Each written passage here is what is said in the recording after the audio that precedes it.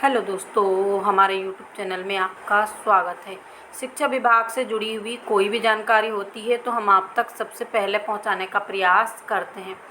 जैसा कि आप सभी अभ्यर्थी परेशान हैं वर्ग 2 के रिज़ल्ट को लेकर, और यहाँ पर वर्ग 2 के रिज़ल्ट पर रोक लगी है। क्यों लगी है? 12/4 के कारण, और एक केस ये आपके सामने है, एक और केस है जिसके कारण रोक लगी है। 12/4 के कारण तो रोक नहीं लगी, लेकिन ये 2 केस हैं, इनके कारण लगी है, वो भी हम आपको दिखाते हैं। 19/6/2025 को जो केस की हेयरिंग थी 4/8/2025 को, उसमें जो है डीपीआई के वकील नहीं गए थे, इसलिए सुनवाई नहीं हो सकी। तो यहाँ पर देखिए, डीपीआई का भी कुछ फॉल्ट रहता है। पहले तो वो नियम ऐसे बनाता है जिससे अभ्यर्थी परेशान होकर हाई कोर्ट की शरण में जाते हैं। अब दूसरा, समय पर कभी भी इनके वकील उपस्थित नहीं होते, जिससे क्या है, भर्ती अटक सी जाती है। आपने जो लोग वर्ग 1 का एग्ज़ाम दे चुके हैं और वर्ग 1 में भी उन्होंने देखा होगा कि कितने इससे परेशानियों से अभ्यर्थियों को गुजरना पड़ा, और कितनी दिक्कत के बाद एक लिस्ट जारी की गई, उसके बाद फिर से भर्ती पर रोक लग गई। जो लोग वर्ग 1 और 2 में हैं, यानी जिन्होंने बीएड कर रखा है, अब जो 3 में हैं वो अभ्यर्थी इस चीज़ से अभी नहीं गुजरे हैं, क्योंकि उन्हें इस बारे में कोई जानकारी नहीं है।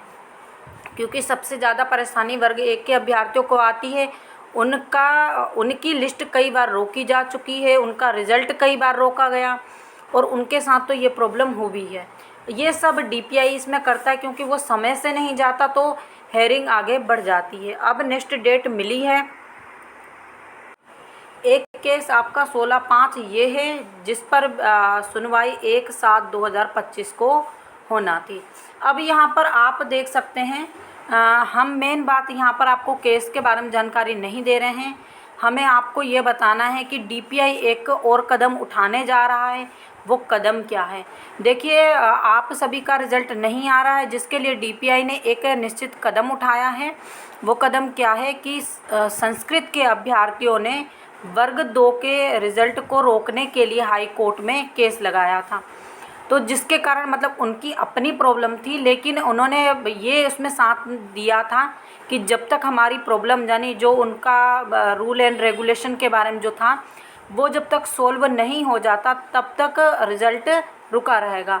तो अब डीपीआई क्या करने जा रहा है, इस बार जो 27 के बाद जो हेयरिंग होगी, 27 से 4 के बीच में हेयरिंग है, उसमें डीपीआई ये कदम उठाने जा रहा है कि संस्कृत के रिज़ल्ट को रोककर बाकी जितने भी विषय हैं उनके रिज़ल्ट को जारी किया जाए। तो यहाँ हाई कोर्ट से डीपीआई स्टे लेगा, और सिर्फ स्टे का मतलब ये नहीं होता कि रोक लगवाना, यानी स्टे लेगा, और उसमें ये होगा कि आप बाकी सभी अभ्यर्थी जो अन्य विषयों से जुड़े हुए हैं उनके रिज़ल्ट को जारी किया जाए। केवल संस्कृत जो सब्जेक्ट है उसके विषय को छोड़ दिया जाए। तो यहाँ पर ये विभाग परमिशन लेगा और संस्कृत के ही सब्जेक्ट पर स्टे लगवा देगा।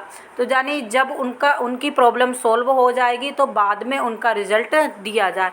अब हाई कोर्ट इस पर क्या एक्शन लेता है, ये हम आपको उसी दिन बताएंगे जब वो हाई कोर्ट से इसके संबंध में कोई भी डिसीजन आएगा।